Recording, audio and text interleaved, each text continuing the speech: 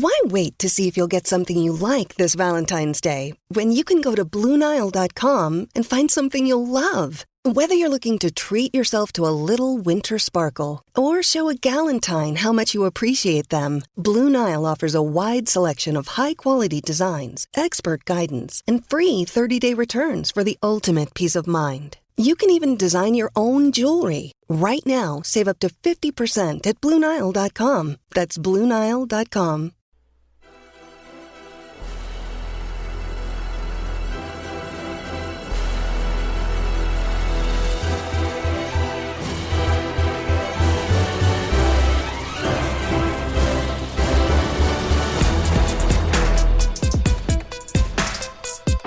Soccer fans, hello.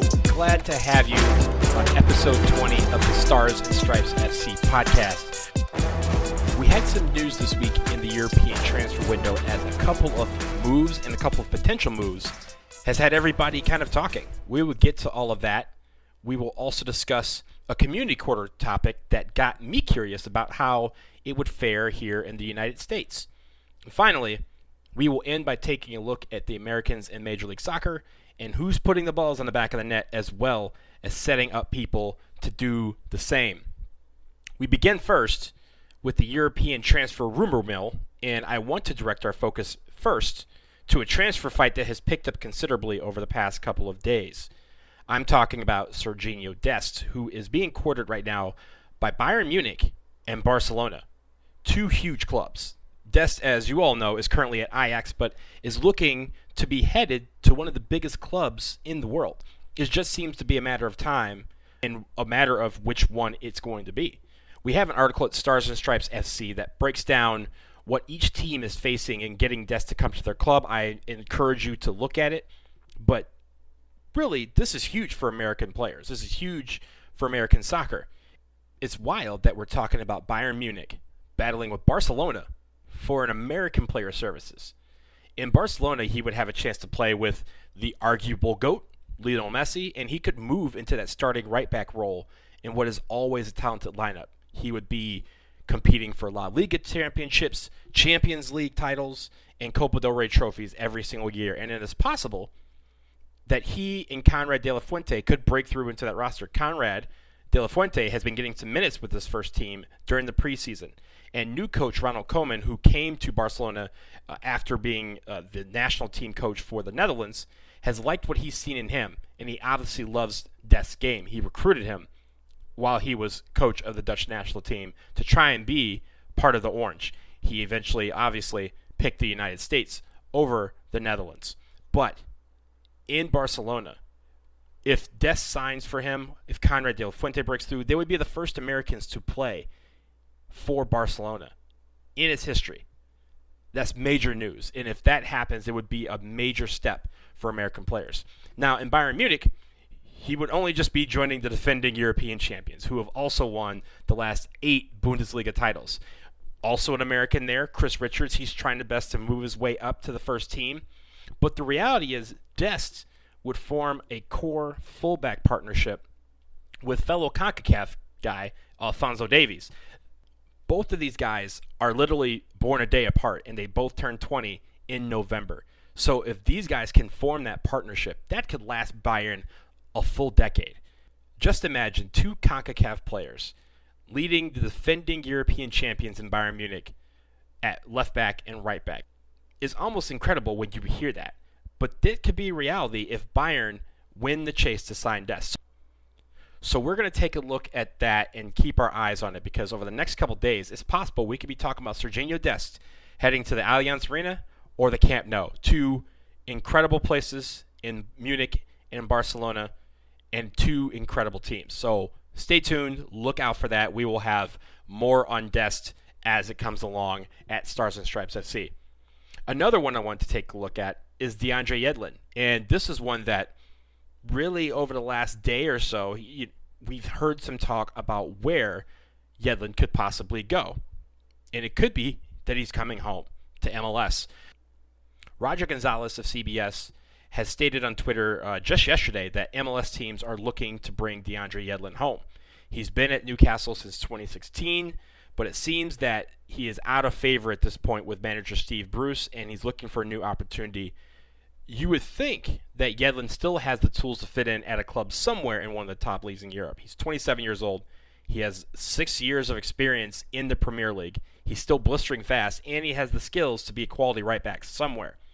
But it looks like MLS teams are the ones that are coveting him the most, so could a move back home to the United States be in the cards for him? Possibly. We'll wait and see what happens with that, but it'll be interesting to see as the Premier League season has started to, gear up. They started last week. Yedlin has not played for Newcastle, and he's looking for more minutes. But I think it is quite possible that if a German team comes in, or maybe even someone in France, that would be a nice destination for Yedlin. But coming home to MLS, you'll see that he'll get more money. He'll be the focal point. He'll get minutes every single week. And maybe it's more comfortable for him personally. But we'll wait and see what happens there. Finally, we have a loan that was pretty interesting that happened earlier this week. Uly Llanez signed a contract extension with Wolfsburg, where he currently plays, and then they loaned him out to SC Heerenveen of the Eredivisie. So he will be in the Eredivisie this year. And I'm pretty excited about this move because for a young forward, it is a great opportunity for him to get minutes and to gain confidence. The Eredivisie has been a place where forwards can go to build confidence in the form of scoring a lot of goals. Josie Altidore has done it a couple of times. We've seen Michael Bradley play at Heerenveen in the past. And so hopefully Yedlin can make the most of this opportunity at the club where Bradley excelled 14 years ago. Exciting news for him. He was trying to break through. He was training with Wolfsburg in the later part of the season during the restart of the Bundesliga back in May. He didn't see the field, but I think Wolfsburg clearly has confidence in the kid, and they think that he can be a part of their long-term plans. They would not have signed him to a contract extension for another 4 seasons if they didn't think that he could be a major part of their future. And so they did just that. He's going to get some experience in the Eredivisie. He hopefully will score a lot of goals for Heerenveen, and then he can go back to Wolfsburg and dominate. We're going to see some players move to some incredible clubs this year. We've already seen some. Weston McKennie debuts this weekend for Juventus. Hopefully he will get on the field, becoming the first American to play for that club. We have others moving to better situations. And so we'll get to see many of these guys this weekend debut because the Bundesliga is starting up, La Liga has started up, and also the EPL is also in full form. And now we get to sit back and watch and see if these guys make the most of these opportunities, the best of these new situations. And really, any experience that they're gaining now is going to help us on the national team down the road.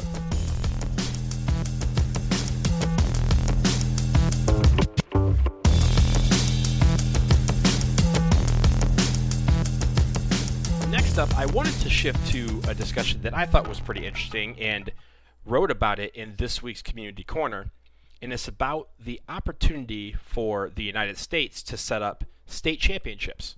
Now, this is something that is, you're thinking state championships in the form of high school or maybe even middle school for soccer, football, basketball, what have you. This is something that's clearly part of our society on the high school level or the elementary school level or whatever. But this is something on the professional level that Brazil has been doing for decades. State championships involving the professional and even sometimes semi-pro or amateur teams in a particular state. They're similarly sized to us. They have a similar amount of states. I don't think they have 50, but they have enough that each team or each state, can conduct their own tournaments. And some of them even have promotion and relegation and have multiple tournaments with multiple levels, sort of like a Nations League within their own state. So what about this in the United States? You don't think that teams in Ohio wouldn't want to play each other? Michigan, North Carolina, Texas has so many teams, both professionally and semi-pro. Florida, you know those teams hate each other. You know they would love to claim that state's title. New York, who has a ton of teams, and California, who has more teams than can possibly make sense. For now, I think some of these states would have to involve amateur teams or semi-pro teams in various leagues to make sure that they get enough teams to make this work. And there's also the issue of schedule congestion. And I understand that, with MLS trying to have 34 to 38 games in a season with 30 teams in a couple years, you have the US Open Cup, you have Champions League, Leagues Cup, you have a lot of tournaments that they're playing. And so the idea of adding another one may not sit well with Major League Soccer teams who are trying to focus on just a couple of things. Winning MLS Cup and maybe qualifying for Champions League. They don't really care about the Open Cup, at least the players don't, it seems. Sometimes the teams don't take it seriously until the later rounds. I get all that. But also, teams are trying to find minutes for some of these players that they're developing, especially the young ones. And I think this would be a great opportunity to give them, A, more matches, and B, have an opportunity to win more hardware. You don't think teams wouldn't want to hoist a trophy saying that they're the best in their state? That may seem small, but for some of these teams, it means everything. For some of these teams, they may not have a chance to win US Open Cup. They may not have a chance to get to Champions League. But for those teams in USL Championship and USL League One and NISA, they want to claim bragging rights over the other teams in their state. They want to let everyone know that they're the best. And this would be a great way to do it. Now, another angle for this would be the MLS 2 teams. Most of them, I think, should be exempt from this. But there are a couple of question marks. For example, I live here in D.C. D.C. United is the only professional team in the district. So would they play a D.C. championship? Yes, we're trying to become a state. But right now, we're really the only team that would be qualifying for said state championship if D.C. became the 51st state of the union. But they also have Loudoun United. Their MLS 2 team is based out in Loudoun County, Virginia. So should Loudoun United get a shot at the Virginia State Championship if DC can't play in DC? These are all things that you can discuss in our community corner. We have a main topic of the week on the site every single Wednesday. So head to the website, starsandstripesfc.com, and be a part of the debate. Let us know, do you think state championships are good? Do you think they would work? And most importantly, would your team care? Coming up after the break, we will take a look at the Americans scoring goals in Major League Soccer. Who's at the top, and why doesn't it always translate to the international level? We will discuss after this.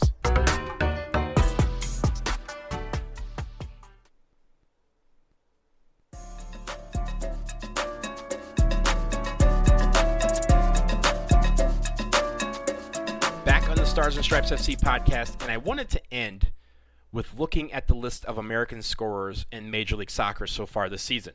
Now, I know that the season has been stupidly erratic, with starting a couple weeks, then taking a pandemic break. We had the MLS's back tournament where the group stage matches counted towards the regular season, but the knockout stage did not.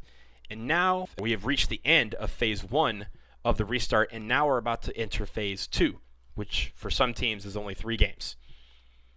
Most teams right now in Major League Soccer have 10 or 11 regular season matches under their belts. So I just wanted to take a look and see which players have made the biggest impact on the score sheet so far.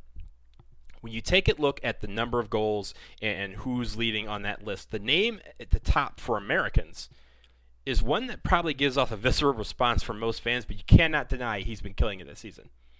Gyasi Zardes. He has 8 goals. He's tied for second in the entire league, plays for the Columbus Crew, and has been knocking in 8 goals in 10 games. That is a really good clip. I don't care where you play. 8 goals in 10 games, any player would take that. Any fan should want that on their team. Also doing well for the Seattle Sounders is Jordan Morris. He has 6 goals, also has 5 assists, the leading American in assists. Chris Mueller, a guy who starred at MLS's back tournament, helping Orlando City all the way to the final, he has 6 goals on the season with also 4 assists. Ayo Akinola also had a breakout performance at MLS's back tournament. He has 5 goals on the season. And then there's a few guys at 4. Sebastian Lletget of the LA Galaxy. Teal Boombury. Yeah, Teal Boombury. He has 4. Jeremy Abobase has 4. Kyrie Shelton. And The guy who has the most goals in MLS history, Chris Wondolowski. Chris Wondolowski's still doing it. I don't know how he's doing it, but the man's still getting it done. And on the assist side, we have Corey Baird and Dax McCarty. Both have 4 assists. So there's a lot of guys that are doing really well. But when you see those names, you hear a lot of those names, and you're like, oh, not that guy. I don't want him on the national team. Because sometimes on the national team, that doesn't translate. Gyasi Zardes starts many games for the national team. But it's not like he's pumping in goals at a rate that he's doing for the Columbus Crew. Jordan Morris, he led the United States in goals scored last year. But he had kind of a rough year. It was really the last part of 2019 where he started to turn it on, same as he did for the Seattle Sounders. Chris Mueller hasn't really sniffed the national team. Ayo Akinola hasn't had that opportunity. But now he has a chance where maybe Canada's going after him. Maybe the United States might bring him in if there are games. He is a guy that's going to be a player to watch. He's been on the U.S. Youth teams, and he's starred there. Now he's doing well for Toronto FC. With Josie Altidore coming back, does that mean that Akinola hits the bench, or will they find out a way for him to also be on the field and both of them score goals? Because both of them are doing it right now for Toronto FC, and Toronto FC is one of the best teams in the league so far. Jeremy Ebobisse, another guy who has just been dominant at times for the Portland Timbers. Everything that he touches sometimes goes into the net, it feels. And he has been a guy that's on the rise and should be getting looks. But when it comes to these guys in Major League Soccer, and really you could take that for any guy who is a forward, the confidence level is there. So we need to figure out a way to translate that to the national team so that these guys can score goals. And that's really all about putting these guys in the situations where they can succeed the way that they do with their club teams. For Zardes, who came up in a similar system, he played under Greg Berhalter at the Columbus Crew. He understands what that system is, and he's done well in it. Jordan Morris has figured out a way to score goals on the international level. And Sebastian Lletget has also been a guy that has factored in going all the way back to 2017 before he got injured. And at the end of the day, you have to take all these pieces. You want to make this player pool as strong as possible so that when we reach World Cup qualifying at some point in 2021, you have guys that are confident and at the top of their game, no matter where they're playing, whether it's MLS or abroad. So you want to see Americans on this list. When you look at the top 10 of scores in Major League Soccer and assists, all the major categories, you want to see Americans populating that list. In a league that's trying to get more talent from overseas to come in as designated players, you're expecting them to perform. But you also want the Americans to show that this is our league too, and that they can perform under the lights, under the pressure. And we see some of that so far. And hopefully that confidence can shift to the national team whenever they finally get together again. And that's going to do it for episode 20 of the Stars and Stripes FC podcast. We got more soccer on this weekend. We got the Bundesliga, we got La Liga, we got Serie A. We could see Weston McKennie's debut with Juventus on Sunday, which is super exciting. And there'll probably be some more news to discuss next week. So if you have questions or you have topic suggestions, please do not hesitate to send them to me at ssfcpodcast@gmail.com, and we will mention them whenever we get them. But until next week, I will talk to you soon. Take care.